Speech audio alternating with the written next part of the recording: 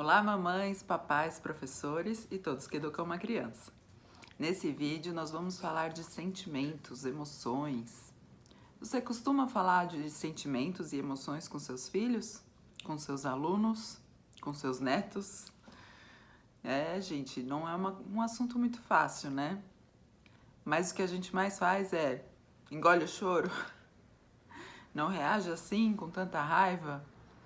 A gente costuma bloquear os sentimentos, é uma coisa do ser humano ainda, né? Uma coisa cultural do ser humano é tentar bloquear os sentimentos. Mas isso tem feito bem para a humanidade? É um pouquinho desse assunto que eu vou trazer nesse vídeo.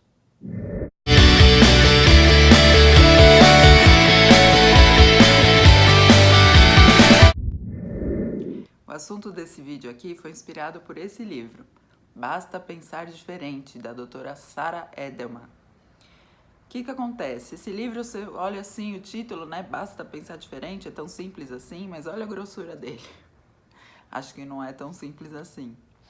O título, lógico, vende, né, o livro, mas ele é mais interessante do que isso, porque ele traz, assim, os conceitos da teoria cognitiva comportamental. É um livro, né, de psicologia. E ele traz um pouco sobre essa história de o que nós sentimos, quando que é um exagero e quando que é normal, né? Quando que vira uma depressão e quando é uma tristeza, quando é uma preocupação e quando é uma ansiedade. E não serve só para os adultos, serve para as crianças também. Hoje em dia a gente diz que as crianças estão muito inquietas ou então que estão muito impacientes, né? Intransigentes, exigentes. A gente gosta de colocar rótulos, né? E generalizar também, porque afinal não são todas as crianças que estão assim. Mas no geral, né? O que a gente mais escuta por aí é: nossa, as crianças estão muito impacientes, a tecnologia está tornando essas crianças muito impacientes. Olha o meu gato aqui. Tem umas aparições às vezes, né? Eu tenho um gato e cachorro, gente, pode ser que eles apareçam por aqui hoje. Mas voltando ao assunto, o que acontece, né? Porque a tecnologia simplesmente faz eles ficarem impacientes, é tudo aqui, agora. Será que é só a tecnologia? É fácil culpar a tecnologia, é fácil culpar o outro e não ver o que a gente mesmo está fazendo com as crianças, né? Que tipo de crenças nós estamos trazendo para elas? Que tipo de crenças a sociedade tem trazido para essas crianças? É isso que a gente tem que parar para pensar. Não é só porque ela tá lá no tablet o tempo todo que ela tá ficando impaciente e quer tudo na hora. Não é porque ela assiste Netflix e não tem comercial que ela quer tudo na hora. Existem crenças por trás disso, né? E é isso que esse livro trata. Não é uma coisa assim tão simples, né? Que simplesmente é uma coisa aqui da sociedade que influencia ou o outro que traz, a gente já se influencia e começa a pensar dessa forma.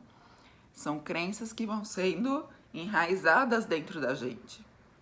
São crenças que a gente vai aprendendo e vai deixando ali dentro crescer. Então, não basta pensar diferente, não. A gente tem que reconhecer que crenças a gente está usando e como transformar essas crenças para ter emoções mais tranquilas, mais equilibradas e não exageradas. Não precisa chegar numa depressão, numa ansiedade, num transtorno de déficit de atenção, que é tão, né, falado hoje em dia. A Cris Poli, aquela mesmo do Super Nanny, tem feito uma série de vídeos esses dias sobre a educação das crianças, claro, é o assunto dela. E em um dos vídeos eu vi que ela falou justamente disso, que a gente logo recorre a um especialista. O especialista geralmente logo classifica como um transtorno de déficit de atenção, né? Logo traz remédios. Isso está muito perigoso hoje em dia, né? A criança sendo criança, agitada por ser criança, já é classificada com termos da psicologia e já toma remédios. Será que precisa mesmo? Até onde, né? Tá mais fácil qualificar e culpar uma doença e não tratar do jeito que tem que ser tratado, com calma, com tranquilidade, com raciocínio, né? Mas enfim, falei bastante coisa, vou tratar um pouquinho dos assuntos que o livro traz e que são muito interessantes, tá bom? A doutora Sara, nesse livro, traz algumas crenças que em várias delas eu mesma me reconheci, né? Mas ela traz muito, né, do devo. Eu devo ser assim, eu devo fazer assim, eu devo ser perfeito, né? Eu devo fazer desse jeito, todo mundo deve agir certo. Então, mas ela também explica que não é simplesmente mudar a frase de eu devo para eu preciso, né? Nessa onda de autoajuda, que eu não sou contra, mas que a gente precisa ver com um olho muito reflexivo, com cuidado. A gente vê muito, vamos pensar positivo, né? Vamos mudar as palavras que vai ter um efeito mágico, né? Se eu colocar eu preciso fazer, eu não vou ter essa reação tão intensa sobre o que eu preciso fazer, né? Não vai ser um eu devo e vai amenizar a coisa. Não é bem assim. A partir do momento que nós temos crenças dentro da gente, a gente precisa trabalhar com elas, né? É um efeito de longo prazo. E porque afinal essas crenças cresceram na gente ao longo da infância, da adolescência e até mesmo agora na fase adulta. Por isso que a gente precisa olhar para as nossas crianças e ver que crenças a gente está passando para elas. Eu falo muito aqui nos vídeos do canal sobre o erro, né? Eu acho que eu já falei em alguns vídeos. Nós temos uma cultura hoje de que não podemos errar. Tá muito enraizado ainda isso, né? Se você erra, não, apaga e faz de novo. Não se tenta olhar para o erro e tentar compreender o porquê errou. Qual o outro caminho, né? Tem uma cultura ainda muito aversão ao erro. Nós temos que ser perfeitos. Nós devemos ser perfeitos. Mas não é só trocar para o eu preciso ser perfeito, mesmo porque a gente não precisa ser perfeito. Quanto a gente está trazendo isso para as crianças, né? Chega a corrigir uma lição de casa, ai, você errou aqui, apaga e refaz. A gente para olhar e pensar, peraí, tem alguma coisa errada aqui. Vamos olhar o que foi? Vamos fazer a criança ver, ela mesma vai perceber. Esses dias mesmo, uma professora minha falou, a criança erra a palavra e aí a gente logo apaga e fala, não é com X, é com CH.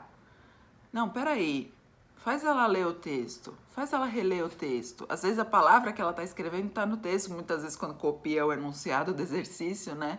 E mesmo assim a criança erra. Peraí, não pede só para apagar e consertar, pede para ela ver onde ela errou. Ela vai ter um aprendizado melhor, né? Isso a gente pode fazer tanto dentro de casa quanto na escola, né? E então a doutora Sara traz algumas crenças aqui, mas enfatiza que a gente deve trabalhar essas crenças, não é que a gente só muda as palavras, tá bom? Então vamos trabalhar desde pequeno. Antes de ensinar alguma coisa para as crianças, a gente deve pensar um pouco o que a gente está ensinando e até rever as nossas crenças, né? Tudo começa na gente, sempre, né? Eu tenho crenças muito limitantes, por exemplo, de eu devo sempre fazer a tarefa perfeita. Para começar esse canal, gente, eu pensava, não posso começar antes de fazer o blog, não posso começar antes de ter uma câmera, não posso começar antes de ter alguém filmando para mim, editando. Imagina, eu ia levar mais anos, talvez eu nunca fizesse esse canal. Um dia eu peguei o celular, olhei pra mim, fiz, né, eu mesmo filmando e fiz o primeiro vídeo e abri o canal. Tá perfeito? Não tá nem perto disso. Mas eu também já ouvi de alguns youtubers que eu sigo que nunca vai estar perfeito, gente. A gente vai mudar constantemente. O vídeo de hoje eu posso considerar muito mais ou menos. Daqui a um ano falar, nossa, eu tô fazendo coisa muito melhor. Que bom, eu tô evoluindo. Esse é o processo certo do ser humano, né? O que acontece com uma crença dessa, né? Eu devo fazer sempre tudo perfeito. Gera geralmente aquela postergação, né? Aquela, vamos deixar para fazer amanhã. Não vou fazer hoje porque tem motivo tal. Não vou fazer amanhã, tem outro motivo. E a gente vai deixando para frente, vai passando para frente. E não toma uma atitude. Então, essa é uma das consequências de uma crença dessa. Se a gente coloca na cabeça da criança, você tem que fazer perfeito, ela vai acabar desistindo de fazer, né? Coloca muita exigência, ela vai acabar desistindo. Nós fazemos isso, imagina a criança. Vai acabar deixando pra lá. É que nem lição de casa. Ela tem que fazer perfeito, ela tem que acertar tudo. A gente cobra isso. Tem que trazer a lição de casa para ganhar ponto. Então tem que estar tudo certo. Eu não posso ficar com uma dúvida numa questão porque a professora quer que esteja tudo preenchido. Mas e se eu fiquei com dúvida e eu não consegui tirar essa dúvida? Eu vou perder ponto porque eu deixei uma questão em branco porque eu estava com dúvida? Vamos rever isso aí, pessoal. É importante, hein? A doutora Sara traz alguns modelos interessantes aqui no livro, né? Um deles é assim, uma situação A, né? É um antecedente. É a situação que desencadeia a nossa reação, né? Quando vem a situação, que reação nós vamos ter? O B é a crença, né? Que crença que está influenciando para a gente ter essa reação. E o C corresponde às consequências, né? A como nós nos sentimos e nos comportamos. Então, ela fala desse modelo ABC. A situação, as nossas crenças e as consequências, né? Como nós nos sentimos e reagimos.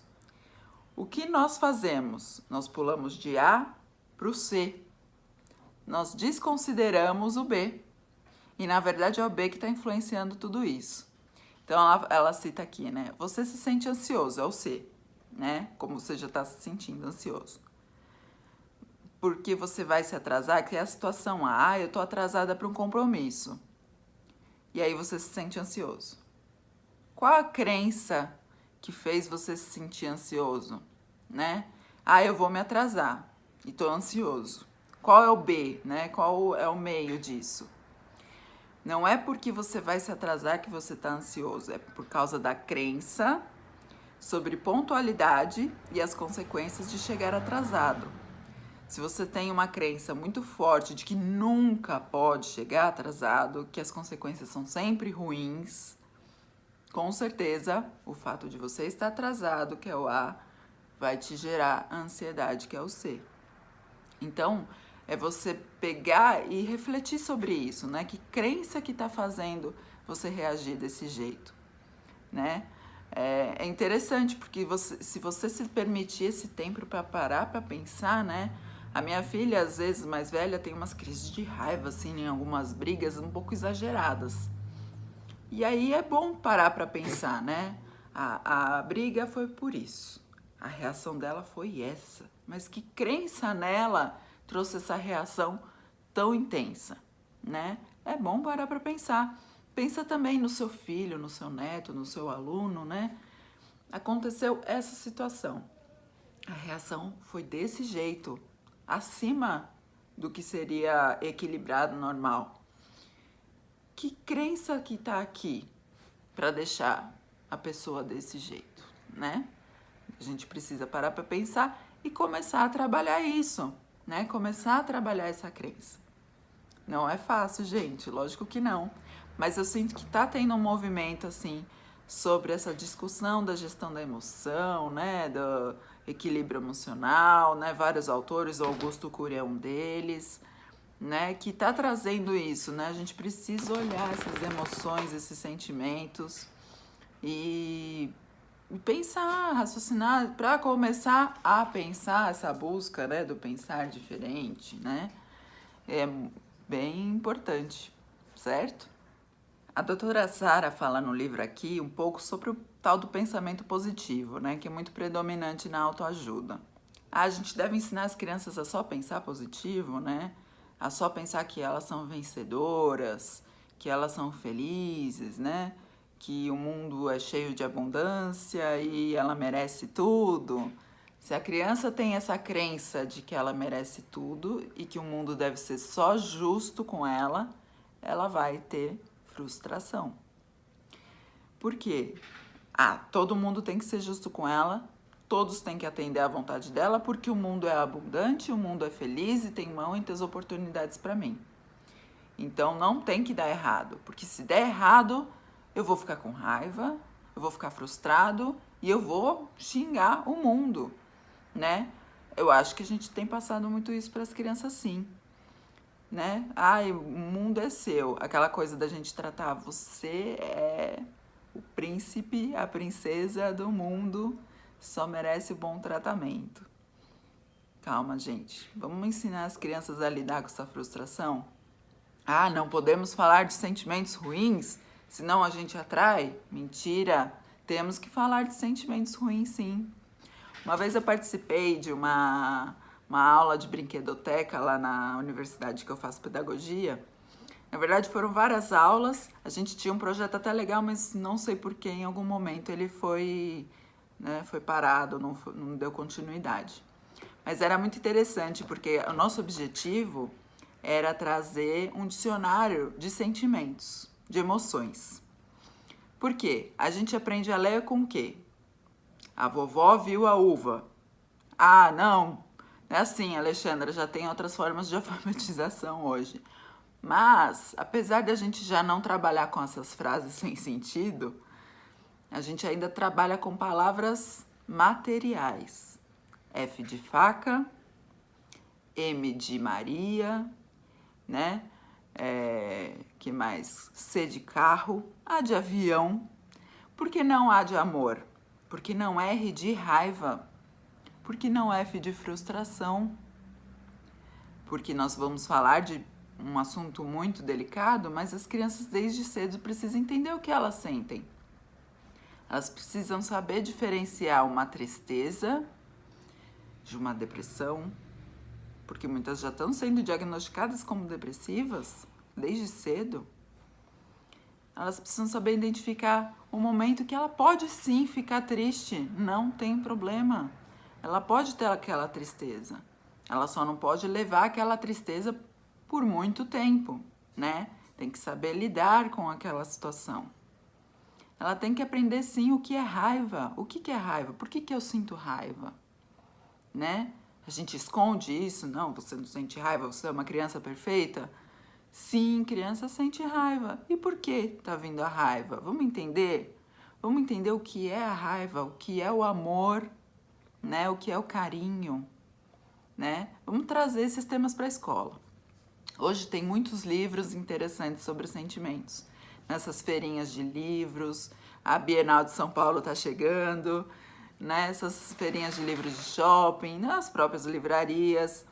Teve uma época que eu fiz uma arrecadação de livros para uma instituição e, em parte, as pessoas doarem dinheiro. Eu peguei o dinheiro e comprei alguns livros e eu fui atrás justamente de livros sobre sentimentos.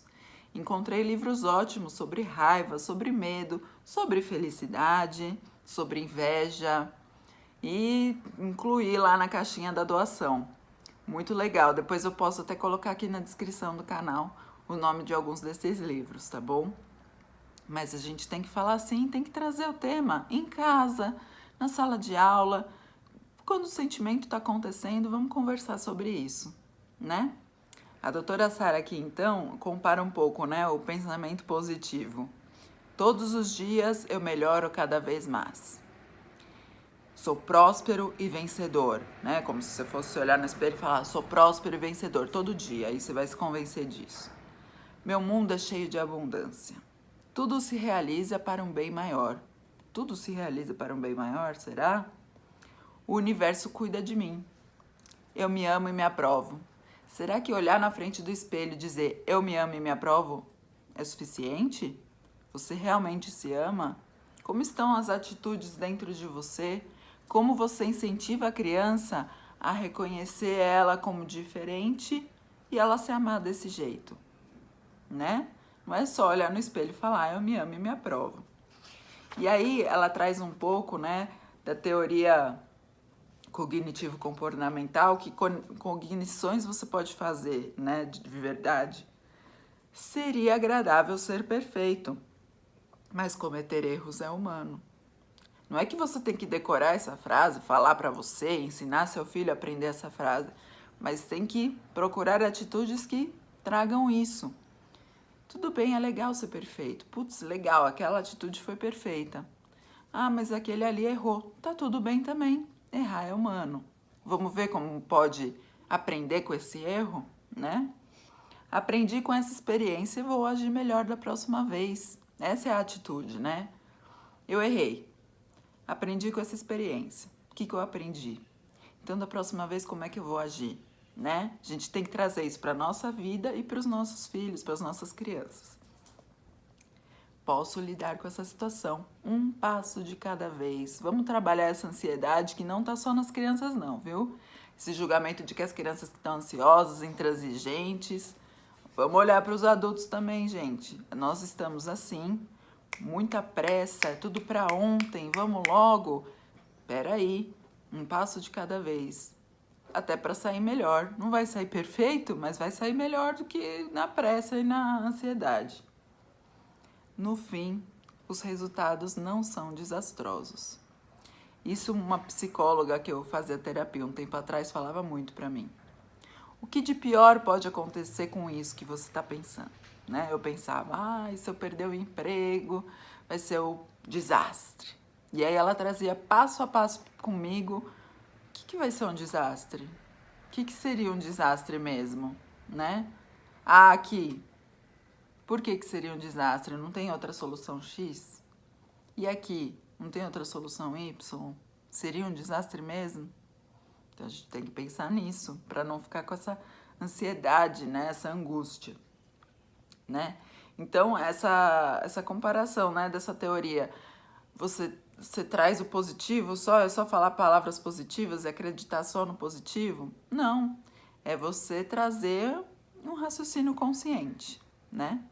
Em uma parte do livro aqui, a doutora Sara cita outro psicólogo que chama Albert Ellis e tem uma declaração dele que ela destaca, né? Emoções revelam-se adequadas ou inadequadas. É muito saudável você se sentir triste, aborrecido, arrependido e decepcionado quando algo deu errado na sua vida ou o tratam com injustiça. Então, normal. Alguém te tratou mal, algo deu errado, pode sim, tudo bem, gente, se sentir triste, né?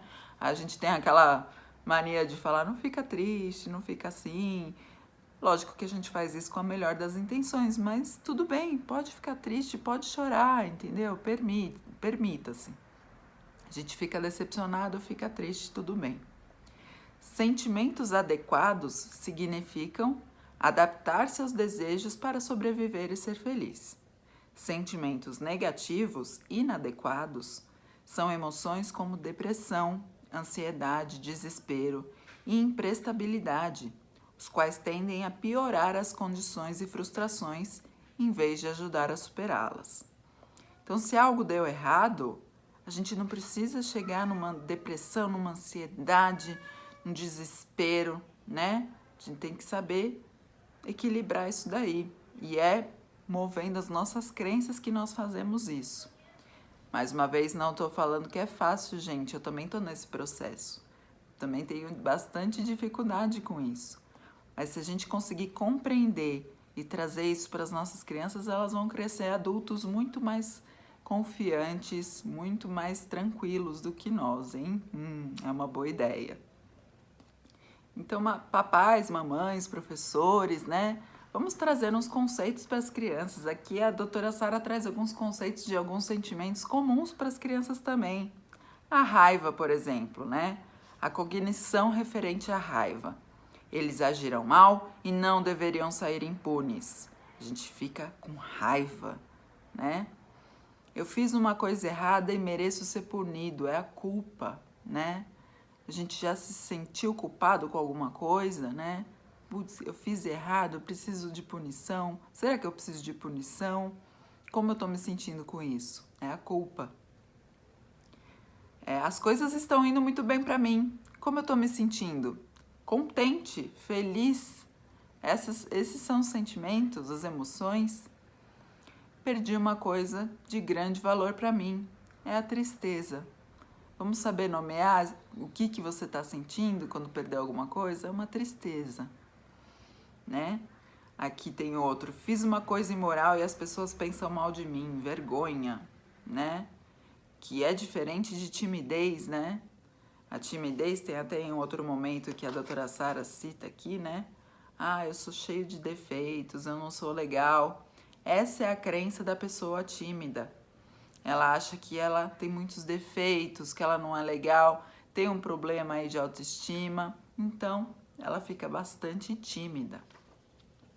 E aqui voltando nos outros sentimentos, né?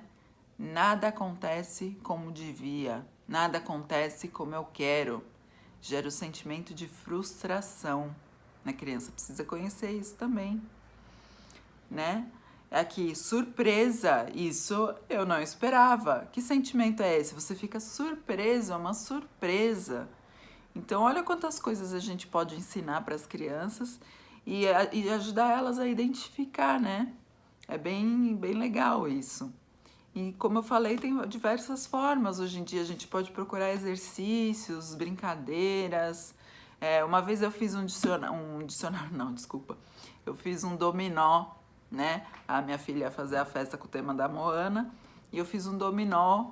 Eu achei na internet algumas expressões da Moana e do Maui e eu fiz um dominó de emoções, né? Relacionava a expressão deles com o nome da emoção. Ficou muito legal esse dominó. Aqui o pessoal gostou bastante, as crianças gostaram bastante. Pena que não deu para fazer numa quantidade suficiente para dar de lembrancinha para todo mundo, porque ficou bem legal mesmo. Então olha a ideia aí, né? De repente fazer um dominó de emoções, né?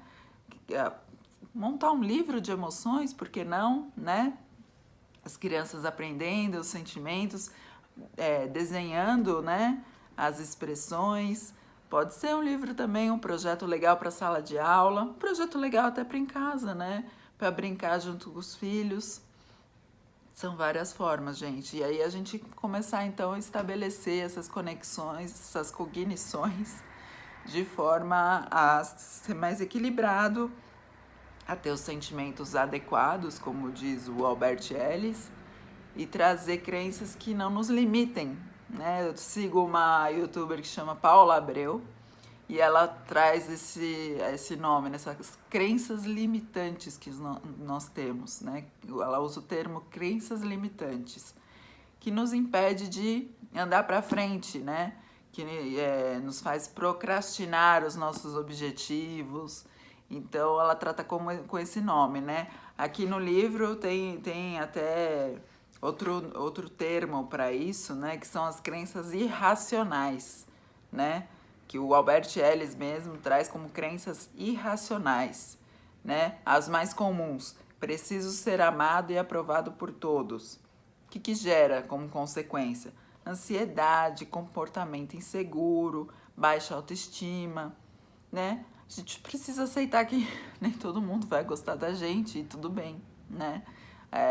Tem pessoas que se conectam melhor umas com as outras e tem pessoas que a gente não se conecta tão bem, tá? Tudo bem também. Preciso ser competente, adequado, bem-sucedido. O que é ser bem-sucedido, né? Qual o seu conceito de sucesso? E aí, se eu preciso ser bem-sucedido aos 24 anos, o que vai gerar? Ansiedade, né? Insegurança, frustração e a procrastinação. Porque se eu tenho que fazer tanta coisa, já tô cansado antes de começar a fazer. E aí eu procrastino. Então vamos tomar cuidado aí com esse sucesso das crianças também. Eu vejo muitas mães assim preocupadas se a escola que elas estão escolhendo já é a melhor no Enem, já é a melhor para o vestibular e a criança está no primeiro ano do ensino fundamental. Nossa, a gente já viu muito isso. O comentário assim, não, mas vamos manter nessa escola porque é a melhor no Enem. E a criança está no começo do ensino fundamental 1. Será que isso é importante? Será que o Enem é o mais importante? Tem tantas coisas sendo questionadas hoje em dia, né? Vamos procurar ver onde estão essas crenças aí, essa pressão para ser o melhor.